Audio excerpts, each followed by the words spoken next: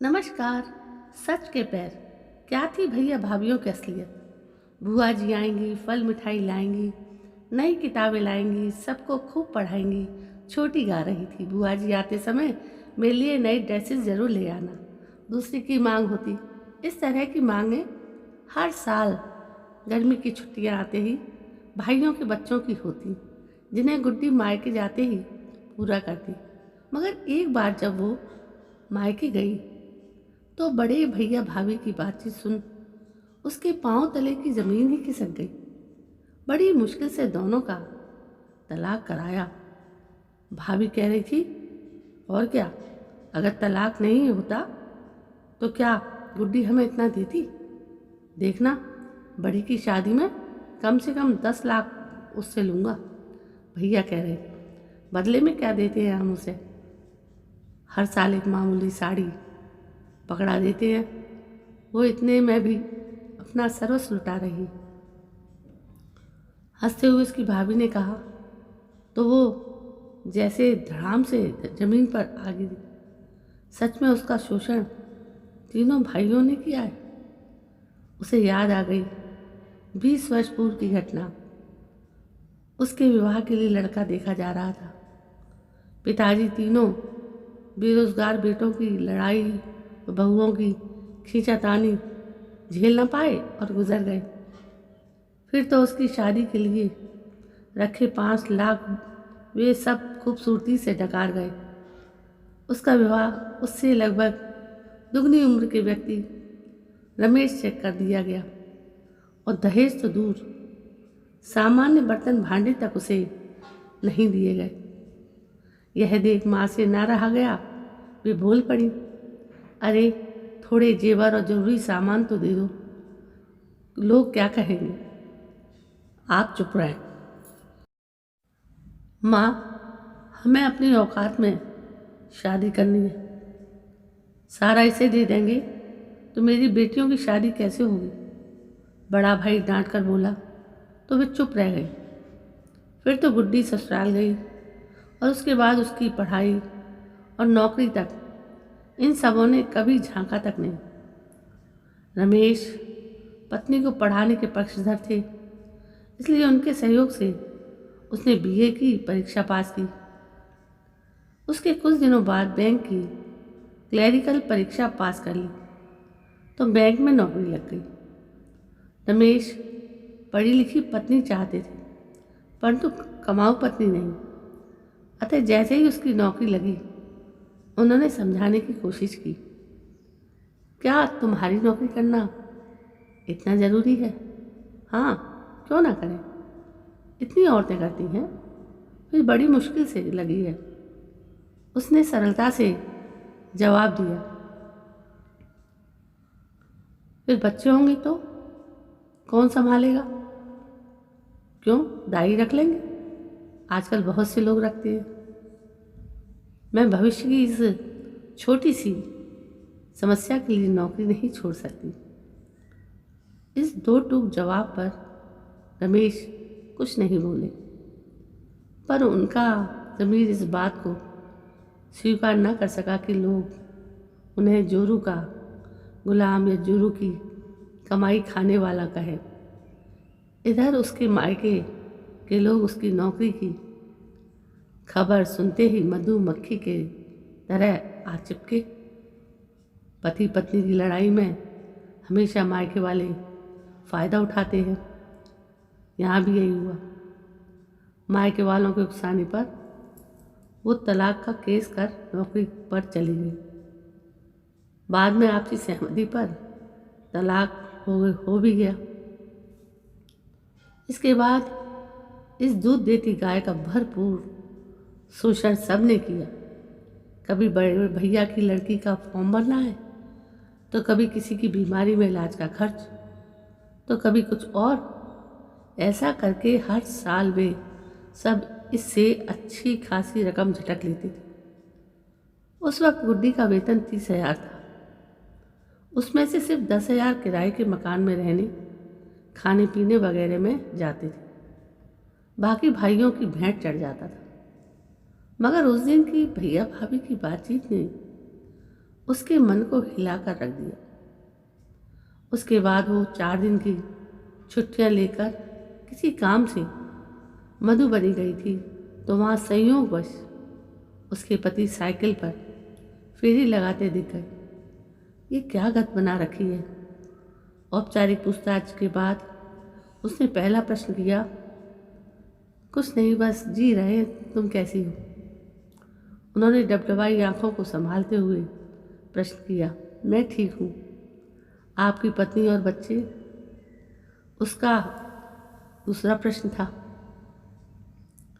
पत्नी ने मुझे छोड़कर नौकरी का दामन थामा तो बिन पत्नी बच्चे कहाँ से होते? उन्होंने जबरदस्ती हंसने का प्रयास करते हुए कहा।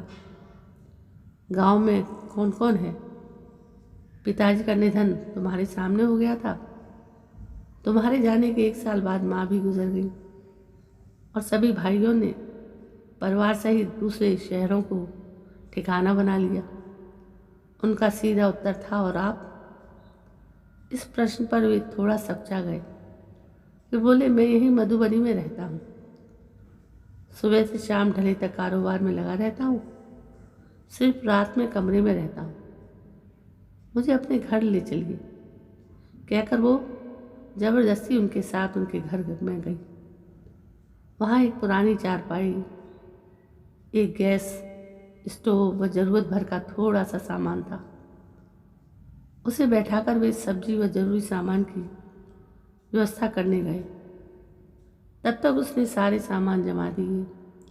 उनके लौटकर आते ही सब्जी रोटी बनाकर उन्हें खिलाई और खुद खाई। उस रात वे उनके बगल में लेटी तो उनके सिर पर उंगलियां फेरते हुए उसने पूछा, आपने दूसरी शादी क्यों नहीं की? क्यों?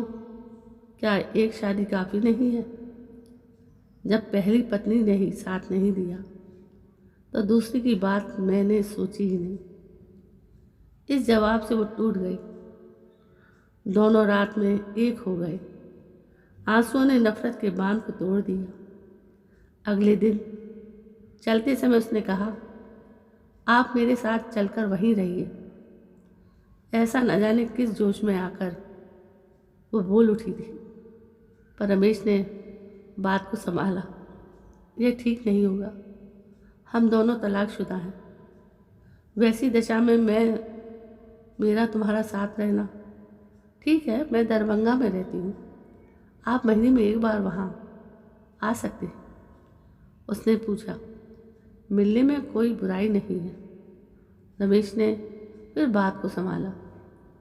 फिर बस स्टैंड तक जाकर बस में बैठा आए और हाथ में 200 रुपये रख दिए।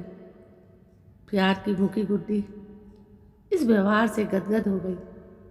दूसरी ओर अपने सगे भैया भाभी की कही बात उसे तोड़ रही थी। सच कड़वा होता है, मगर यह इतना कड़वा था कि इसे झेल पाना मुश्किल हो रहा था। उसके यही सब सोचते जब उसके मोबाइल की घंटी बजी तो वे वर्तमान में लौटे। क्यों इस बार छुट्टी में नहीं आ रही हो? उसके बड़े भैया का स्वर था। नहीं, इस बार आना नहीं हो सकता, उसने विनम्रता से जवाब दिया। क्यों, क्या हो गया? कुछ नहीं भैया, बस ज़रूरी काम निपटाने हैं। इस जवाब पर फ़ोन कट गया। इसके बाद वो कई महीने मायके तो नहीं गई, पर हर माह मधुबनी हो आती थी। रमेश उसे प्यार से घर लाते, उसका पूरा ध्यान रखते और भरपूर सुख देते। उनके साथ रात गुजारने में उसे असीम सुख मिलता था। वो इस प्यार से गदगद रहती। उसके जाते वक्त हर बार रमेश 100-200 रुपये या साड़ी हाथ में अवश्य रखते, फिर प्रेम से बस में चढ़ा आते। सबसे बड़ी बात यह है कि उन्होंने आज तक ये नहीं पूछा था कि अब वो किस पद पर है, वेतन कितना मिलता है। क्यों, आपको मेरे बारे में कुछ नहीं जानना? एक बार उसने पूछा था। जानता तो हूँ कि तुम बैंक में हो, उन्होंने सहज भाव से जवाब दिया। उनकी सबसे बड़ी बात यह थी कि वे अपने ऊपर एक पैसा भी नहीं खर्च करने देते थे। इसलिए स्वाभाविक रूप से वो उनकी ओर झुकती चली गई। एक दिन अचानक बहुत दिनों से मायके न जाने पर उसकी माँ, बड़े, मझले और छोटे भैया भाभी सभी आए। मझले को मेडिकल में लड़के का एडमिशन कराने हेतु 1 लाख चाहिए थे। बड़े भैया बड़ी लड़की की शादी हेतु पूरे 5 लाख की मांग लेकर आए थे। इसी प्रकार छोटा भी दुकान हेतु पुनः 2 लाख की मांग लेकर आया था। उन सबकी मांग सुनकर वो फट पड़ी। क्यों आप लोग अपना इंतजाम खुद नहीं कर सकते हो? तो जब तब आ जाते हैं। मेरी भी शादी हुई थी, तब आप तीनों ने क्या दिया था? इस पर सब शक पका कर रह गए, मगर छोटा बेहाई से बोला, हमारे पास नहीं था इसलिए नहीं दिया। तुम्हारे पास है तभी न ले रहे हैं। कुछ नहीं, पहले पिछला हिसाब करो, मुझसे जो लिया है लौटाओ। मेरे पास सब लेन देन लिखा है। तभी उसके पति का फ़ोन आ गया। क्यों, क्या हुआ, कैसे हैं आप? बस 2 दिन से थोड़ा सा बुखार है, तुम्हारी याद आ रही थी इसलिए फ़ोन कर दिया। पति का थका स्वर सुनकर वो तुरंत बोली, रात की बस पकड़कर मैं आ रही हूँ, आप चिंता न करें। फिर वो फ़ोन रखकर जल्दी जल्दी जाने का सामान पैक करने लगी। क्या हुआ, अचानक कहाँ चल दी? माँ ने घबरा कर पूछा। जा रही होगी गुलछर्रे उड़ाने। मझला भाई बोला, सुनो, अपनी औकात में रहकर बोला करो। ये मेरे पति का फ़ोन था। यह सुनकर सभी की आंखें फटी रह गई। तलाकशुदा पति से तेरा क्या मतलब? उसकी माँ बोली। माँ, मतलब तो शादी के बाद भाइयों का भी बहन की आमदनी से या जायदाद से नहीं होता, पर मेरे भाई तो बहन को दूध देती गाय समझ पैसा लूटते रहे।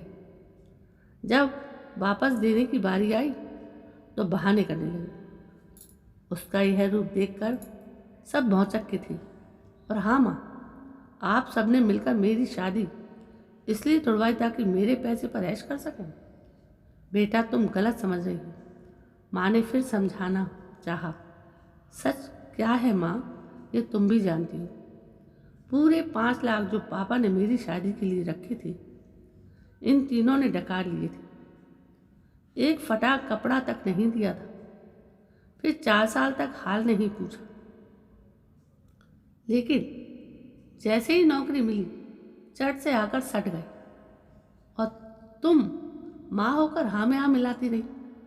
ये कड़वा सच उन सबके कानों में शीशे की तरह उतर रहा था। आप लोग जाएं, क्योंकि मुझे रात की बस से उनके पास जाना है। जब मेरा पूरा पैसा देने लायक हो जाए तो आइएगा। इतना कहकर वो तैयार होकर घर से निकली तो वे सब हाथ मलते ऐसे पछता रहे थे जैसे कारू का खजाना हाथ से निकल गया। और वो तेजी से बस स्टैंड की ओर बढ़ती जा रही, क्योंकि उसे अपने बीमार पति के पास पहुंचना था। तो दोस्तों, ये थी कड़वी सच्चाई गुड्डी के भैया भाभियों की। होता है ऐसा, नासमझी में लड़कियां समझ होती हैं तो ये सब बातें समझ नहीं आती हैं उन्हें। शुरू में समझ जाना चाहिए था क्यों ये हमसे इतना पैसा मांग रहे हैं, लेकिन भोली लड़कियां अपने मायके वालों को कुछ ना कुछ करती हैं। चलिए देखते हैं आगे, अगली कहानी की ओर बढ़ते हैं अपन। कल मैं फिर से एक नई कहानी लेकर आ रही हूँ। आप चाहें तो इस कहानी के अच्छे लगने पर मेरे इस चैनल को सब्सक्राइब कर सकते हैं। और यदि कोई बात हो तो कमेंट करके हमें बता सकते हैं। मेरी थोड़ी तबीयत ख़राब है, मेरा गला काम नहीं कर रहा है, वायरल फीवर है, तब भी मैं रिकॉर्डिंग कर रही हूँ क्योंकि आप तक पहुँचा नहीं पाए। चलिए, जय हिंद, वंदे मातरम।